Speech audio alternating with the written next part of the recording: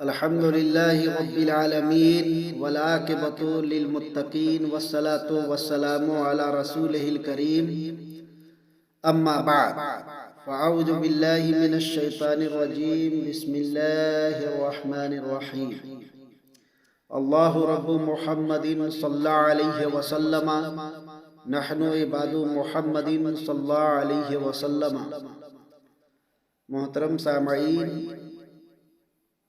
آج کا دن جو ہے جو وصال حضرت علی مشکل کشا رضی اللہ عنہ کی ہے، بس اسی کے تعلق سے چند فضائل ہم آپ کے سامنے میں اور وصال کے تعلق سے تاریخ بیان کرنے کی کوشش کر رہے ہیں۔ لہٰذا آپ تمامی ناظرین سے، سامعین سے گزارش ہے کہ بغور سماعت کریں۔ اللہ تعالیٰ سے دعا ہے کہ ہمیں حبیب کریم صلی اللہ علیہ وسلم کے صدقہ طفیل حضرات اہل بیت کرام و صحابہ اعظام رضی اللہ عنہم سے بے پناہ محبت کرنے والا بنائے۔ حضرت مولائے کائنات رضی اللہ عنہ کی ذات گرامی بے انتہا عقیدت و الفت و محبت رکھنے والا بنائے، اور آپ کے فیوز و برکات سے ہمیں مستفیض فرمائے اور آپ کی تعلیمات پر عمل کرنے والا بنائے، آمین یا رب العالمین۔ محترم سامعین اکرام، اب آپ کے سامنے میں جس چیز کو میں بیان کر رہا ہوں وہ خلافت ہے۔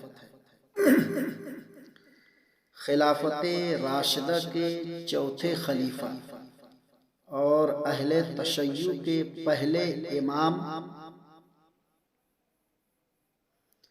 علی بن ابی طالب پر خارجی ابن ملجم نے 26 جنوری 661 عیسوی مطابق 19 رمضان 40 ہجری کو کوفہ کی مسجد میں زہر آلود تلوار کے ذریعے نماز کے دوران میں قاتلانہ حملہ کیا۔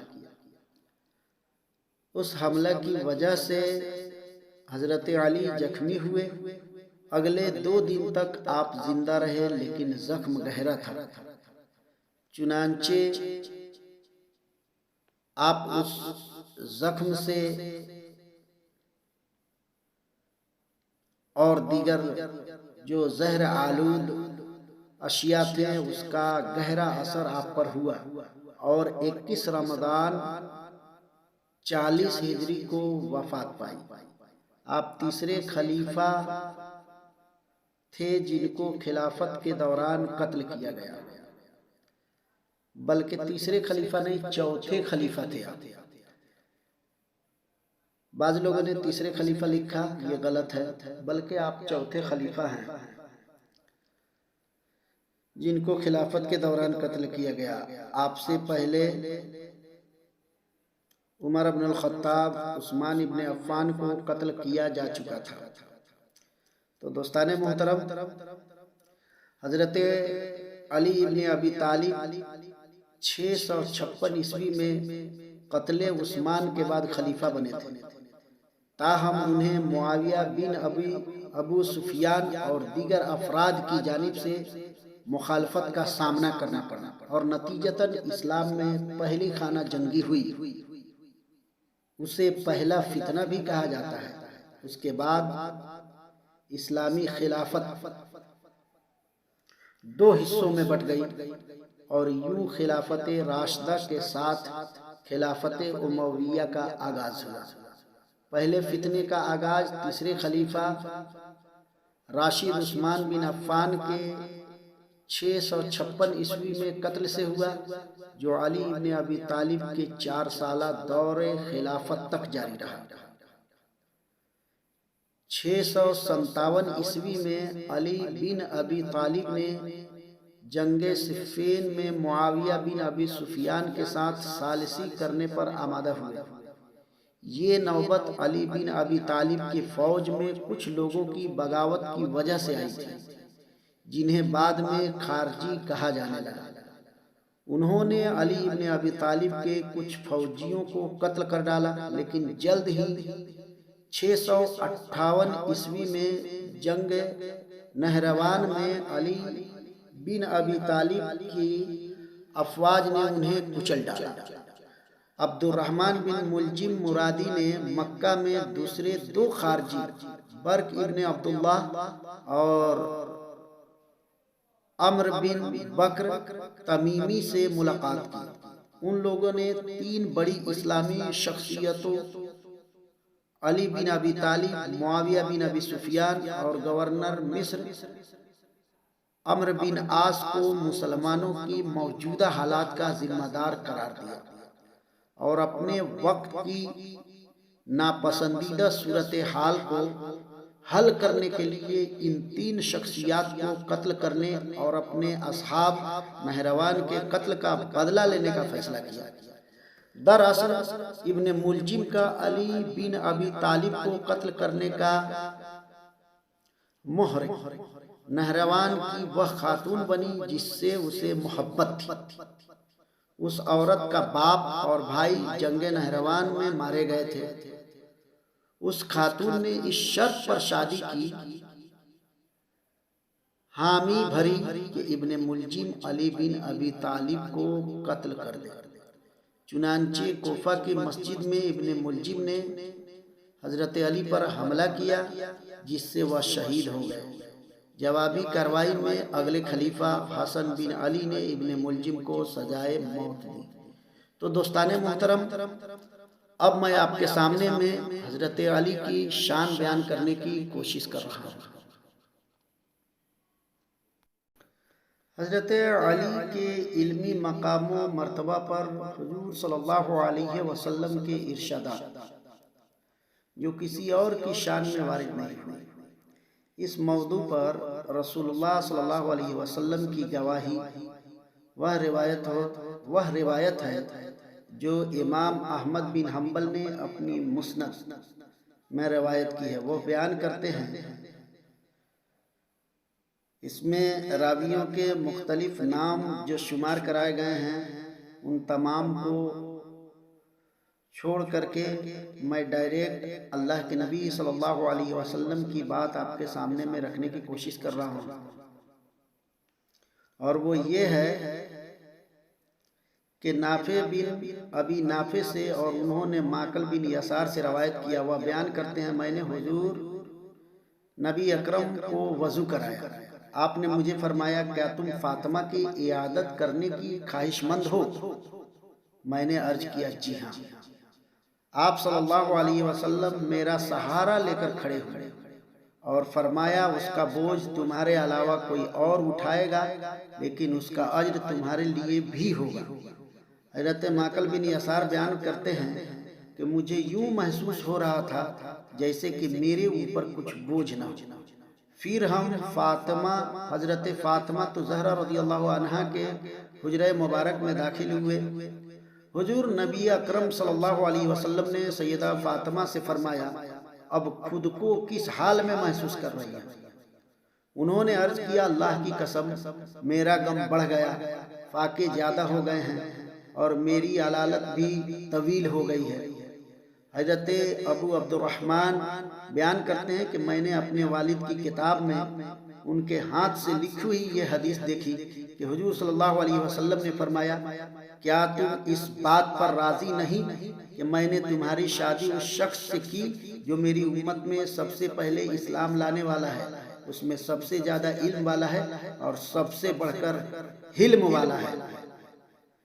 تو دوستان محترم، اللہ کے نبی صلی اللہ علیہ وسلم کے اس حدیث پاک سے آپ کی شان کس طریقے سے بلند و بالا ہے وہ ثابت ہو جاتا ہے۔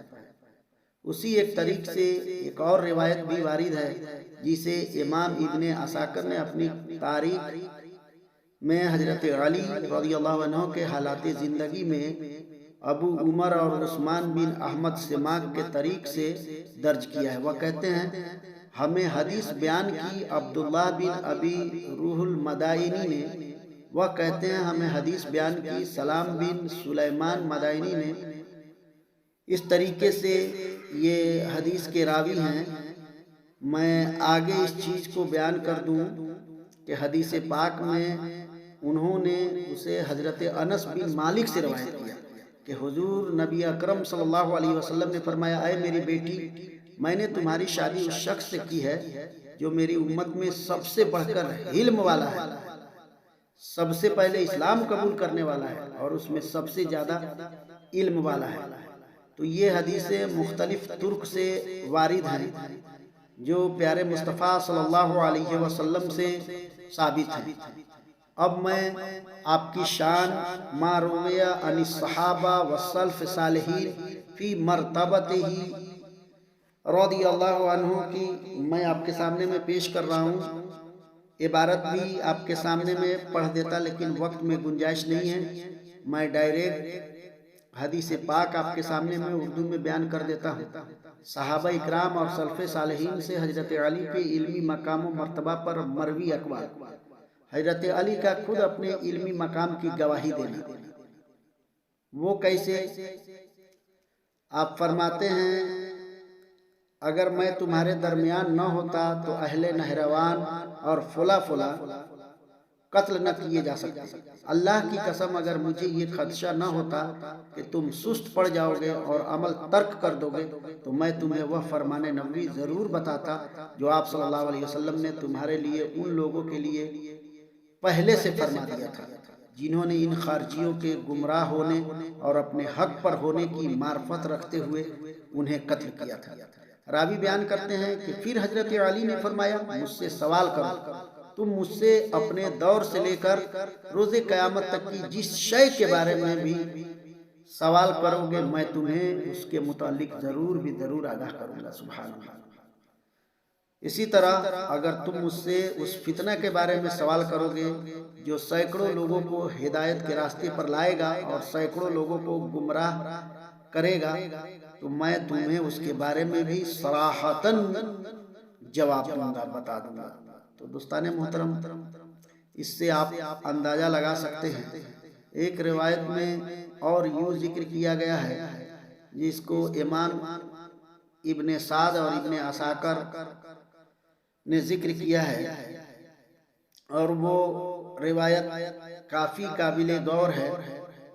آپ بیان کرتے ہیں کہ حضرت وہب بن عبداللہ بن ابی طفیل نے فرمایا حضرت علی بن ابی طالب کو دیکھا کہ وہ خطاب کرتے ہوئے فرما رہے ہیں مجھ سے سوال کرو، اللہ کی قسم تم قیامت تک جس شے کے بارے میں بھی سوال کرو گے میں تمہیں اس کے بارے میں بتاؤں گا۔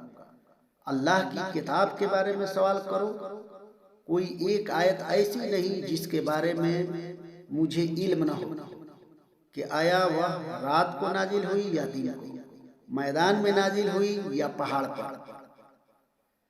تو دوستان محترم اس سے پتہ چلتا ہے کہ حضرت علی کا شان کیا ہے اور اللہ تبارک و تعالی کیسے علم سے آپ کو نوازا تھا کہ نبی کریم صلی اللہ علیہ وسلم خود آپ کو باب العلم کہا تھا۔ تو دوستان محترم اب میں آپ کو بتاؤں کہ شہادت عمر بن الخطاب جس کے بارے میں امام غزالی بیان کرتے ہیں حضرت علی نے اپنے سینے مبارک کی طرف اشارہ کرتے ہوئے فرمایا یہاں علوم کا خزانہ جمع ہے۔ کیا ہے علوم کا خزانہ جمع ہے؟ کاش میں اسے اٹھانے والے پالوں تو یہ سارا خزانہ علم انہیں منتقل کر دوں۔ سبحان اللہ۔ امام غزالی پھر آگے بیان کرتے ہیں کہ حضرت علی نے ایک طویل روایت میں اپنے سینے مبارکہ کی طرف اشارہ کرتے ہوئے فرمایا بے شک یہاں علوم کا خزانہ جمع ہے، کاش میں اس خزانے کو اٹھانے والے کسی کو پالوں تو یہ سارا خزانہ علم انہیں منتقل کر دوں۔ حضرت عمر بن الخطاب رضی اللہ تعالیٰ عنہ کی گواہی بھی آپ سماعت کر لیں۔ وہ کیا کہتے ہیں؟ امام بخاری نے اپنی صحیح کی کتاب التفسیر میں روایت بیان کی کہ ہمیں عمر بن علی نے بیان کیا، وہ کہتے ہیں ہمیں یحییٰ نے بیان کیا، وہ کہتے ہیں ہمیں سفیان نے بیان کیا، وہ حبیب سے، وہ سعید بن جبیر سے اور وہ حضرت عبداللہ بن عباس سے روایت کرتے ہیں کہ حضرت عمر بن الخطاب نے فرمایا ہمارے سب سے بڑے قاری ابی بن کعب ہیں جبکہ علی رضی اللہ عنہ ہمارے سب سے بڑے قاضی ہیں۔ سبحان اللہ۔ اس سے آپ اندازہ لگا سکتے ہیں کہ آپ کا رتبہ اور درجہ کتنا بلند ہے۔ اسی طریقے سے ایک روایت میں حضرت عبداللہ ابن عباس بیان کرتے ہیں کہ حضرت عمر بن الخطاب نے فرمایا علی ہمارے سب سے بڑے قاضی ہیں، علی ہمارے سب سے بڑے قاضی ہیں۔ اب دیکھیے حضرت عبداللہ ابن مسعود کی روایت آپ سماعت کر لیں۔ انہوں نے فرمایا بے شک قرآن مجید 7 حروف یا قراءات پر نازل ہوا ہے، اس کے ہر حرف کا ایک ظاہر ہے اور ایک باطن۔ بے شک حضرت علی ابن ابی طالب کے پاس ظاہر کا بھی علم تھا اور باطن کا بھی علم تھا۔ سبحان اللہ۔ اب ایک اور گواہی میں آپ کے سامنے میں پیش کر رہا ہوں، ام المومنین سیدہ عائشہ رضی اللہ عنہا اس طریقے سے آپ بیان فرماتی ہیں جب ہمیں کسی شے کا ثبوت سیدنا حضرت علی سے مل جاتا تو پھر ہم کسی اور کی طرف رجوع نہیں کرتے۔ سبحان اللہ۔ اب بتائیے ام المومنین کا مرتبہ آپ جانتے ہیں، فقیہہ بھی تھی، محدثہ بھی تھی، مفتیہ بھی تھی۔ آپ اس طریقے سے فرماتے ہیں ام المومنین سیدہ عائشہ کی گواہی امام بخاری نے تاریخ الکبیر میں سفیان سے اور انہوں نے دیگر لوگوں سے روایت کیا ہے۔ فرماتی ہیں کہ علی سب لوگوں سے بڑھ کر سنت کا علم رکھنے والے ہیں۔ سبحان اللہ۔ تو دوستان محترم، اس طریقے سے اگر آپ گواہی دیکھیں تو پیارے مصطفیٰ صلی اللہ علیہ وسلم سے ان کی شان اور صحابہ اکرام سے اور دیگر لوگوں سے ثابت ہے۔ تمام صحابہ اکرام کی گواہی میں آپ کے سامنے میں پیش کر دوں۔ حضرت عبداللہ ابن مسعود بیان کرتے ہیں کہ ہم یہ کہا کرتے تھے کہ اہل مدینہ میں سب سے بہتر فیصلہ کرنے والے قاضی حضرت علی بن ابی طالب ہیں۔ سبحان اللہ۔ اب امام حسن کی گواہی سماعت کر لیں۔ امام حسن بن علی نے حضرت علی کی وفات کے وقت ہمیں خطبہ دیتے ہوئے فرمایا گزشتہ کل تم سے وہ ہستی جدا ہو گئی جن سے نہ تو گزشتہ لوگ علم میں سبقت لے سکے اور نہ ہی بعد میں آنے والے ان کے مرتبہ علمی کو پا سکے۔ سبحان اللہ۔ تو ان تمام اقوال سے پتہ چلتا ہے کہ آپ کا رتبہ اور درجہ کتنا بلند ہے اور اللہ تبارک و تعالی کیسے علوم سے آپ کو سرفراز کیا تھا۔ تو دوستان محترم، اب ہم ایک واقعے کی صورت میں آپ کے سامنے میں پیش کریں گے، اسے بغور سماعت کریں۔ اب میں آپ کے سامنے میں وہ واقعہ پیش کروں اس سے پہلے تفصیلاً یہ چیزیں آپ سماعت کر لیں تاکہ اور آپ کے علم میں اضافہ ہو جائے۔ ابو الحسن علی بن ابی طالب ہاشمی قریشی، ستمبر 601 عیسوی 29 جنوری 661 عیسوی پیغمبر اسلام محمد صلی اللہ علیہ وسلم کے چچا زاد بھائی اور داماد تھے۔ عثمان ابن عفان کے بعد چوتھے خلیفہ کے طور پر 656 عیسوی 661 تک حکمرانی کی، لیکن انہیں شیعہ مسلمانوں کے ہاں خلیفہ بلا فصل، پہلا امام اور وسیع رسول اللہ سمجھا جاتا ہے۔ لیکن دوستان محترم، یہ شیعوں کا مسئلہ ہے، وہ سمجھیں، لیکن حقیقت حال میں آپ کے سامنے میں بیان کر دوں۔ ابو طالب اور فاطمہ بنت اسد کے ہاں پیدا ہوئے۔ روایت کے مطابق علی مقدس ترین اسلامی شہر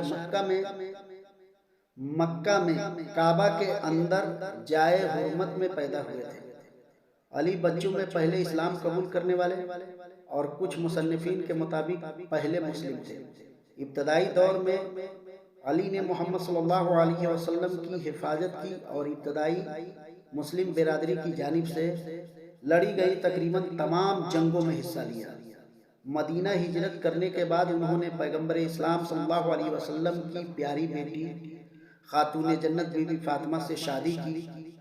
خلیفہ عثمان بن عفان کے قتل کے بعد سن 656 میں صحابہ نے انہیں خلیفہ منتخب کیا تھا۔ حضرت علی نے اپنے دور خلافت میں خانہ جنگیہ دیکھی اور سن 661 میں جب وہ جامع مسجد کوفہ میں نماز پڑھ رہے تھے، عبد الرحمن بن ملجم نامی ایک خارجی نے ان پر حملہ کر دیا اور وہ 2 دنوں بعد شہید ہو گئے۔ یعنی حضرت علی جب اس نے حملہ کیا تھا تو حملہ کرنے کے بعد حضرت علی 2 دن رہے اور پھر وفات کر گئے۔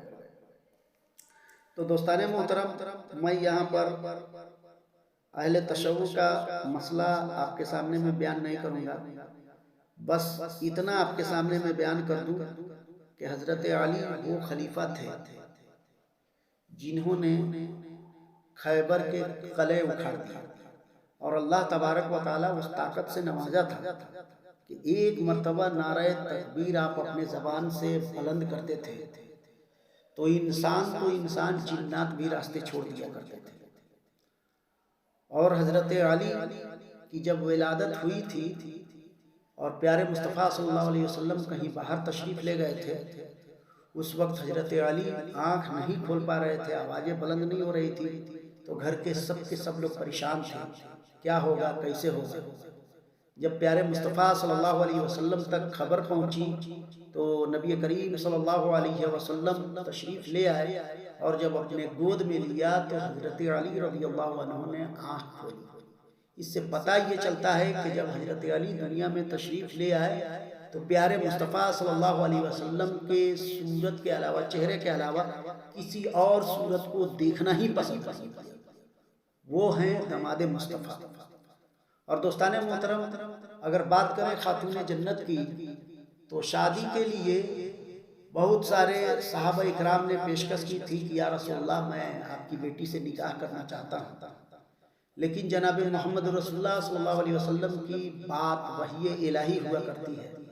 آپ نے جو حضرت علی سے خاتون جنت کا نکاح کیا تھا، یہ رب تبارک و تعالیٰ کے مشیت کے بنا پر آپ نے اپنی بیٹی کا نکاح حضرت علی رضی اللہ عنہ سے کیا تھا۔ اور دیکھیں جیسا گھرانہ ہو، حضرت علی کی پرورش جو ہے بچپنے سے پیارے مصطفیٰ صلی اللہ علیہ وسلم کی دیکھ ریکھ میں ہوئی۔ پیارے مصطفیٰ صلی اللہ علیہ وسلم سے آپ نے اس طریقے سے علوم حاصل کیے تھے، اس طریقے سے، اور حضرت علی خود فرماتے ہیں کہ ایک مرتبہ پیارے مصطفیٰ صلی اللہ علیہ وسلم نے اپنے سینے سے مجھے لگایا۔ بتائیں، جس حضرت علی کو پیارے مصطفیٰ اپنے سینے سے لگائیں، اس سینے کا عالم کیا ہو سکتا ہے جس کی مثالیں پیش نہیں کی جا سکتی۔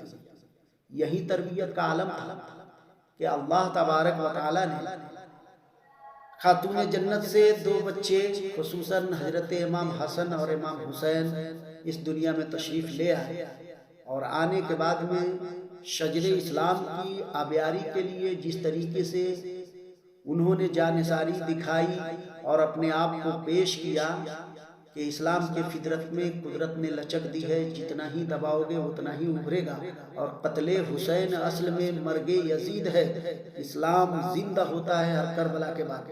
دوستان محترم، آپ کے وفات کے بعد بھی افراتفری کا ماحول ہو گیا تھا، اور اس طریقے سے حضرت امام حسین بھی کچھ مہینوں بعد میں انتقال کر گئے تھے۔ اب بات آ گئی تھی حضرت امام حسین، حضرت امام حسن پہلے انتقال کر گئے تھے، وہ میدان کربلا میں تشریف نہیں لے گئے تھے، اس لیے کہ پہلے آپ وفات کر گئے تھے۔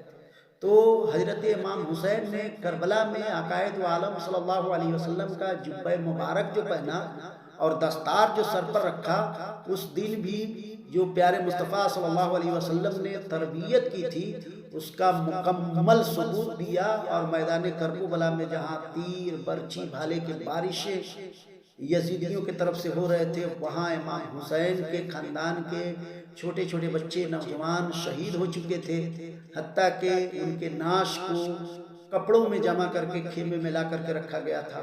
وہاں بھی امام حسین نے کہا تھا کہ یزیدیوں، میں تم سے لڑنے کے لیے نہیں آیا ہوں، تم نے جو کیا سو کیا، نانا جان سے اگر تم محبت کرتے ہو تو اب بھی اپنے فعل سے تم باز آ جاؤ۔ لیکن یزیدیوں نے جب آپ کی بات نہیں سنی تو پھر لڑائیاں ہوئی. ٹھیک ہے لڑائیاں ہوئی تو پیارے مصطفیٰ صلی اللہ علیہ وسلم کی تربیت ہی کا نتیجہ ہے کہ آپ جنگ بھی جیتے اور مورچہ بھی دونوں. اس لیے آج امام حسین کے نام لیوا، حضرت علی کے نام لیوا ہر خطے میں، ہر گلی میں، ہر گوشے میں مل جائیں گے. لیکن جیسے ہی یزید پلید کا نام آتا ہے، لوگ جو ہیں اپنی زبان سے گندی باتیں، گندی سوچ، یہ سب جو ہیں کرتے ہیں کہ یزید ایسا تھا، نواسہ رسول کو قتل کیا. تو دوستان محترم، جس باپ کو پیارے مصطفیٰ صلی اللہ علیہ وسلم نے جس علم سے سرفراز کیا تھا، نوازا تھا، وہی علم امام حسین میں بھی منتقل ہوا تھا. تو وہ گھرانہ ایسا گھرانہ ہے جس کے بارے میں امام عشق و محبت میں فرمایا، تیری نسل پاک میں ہے بچہ بچہ نور کا، تیری نسل پاک میں ہے بچہ بچہ نور کا، تو ہے عین نور، تیرا سب گھرانہ نور کا. تو محترم ناظرین، یہ آڈیو یا کلپ میں نے اس لیے بنایا ہے تاکہ حضرت علی کے مقام و مرتبت آپ کو پتہ چلے. تو آپ سے گزارش ہے کہ اسے بغور سماعت کریں. وما علینا الا البلاغ. السلام علیکم ورحمۃ اللہ.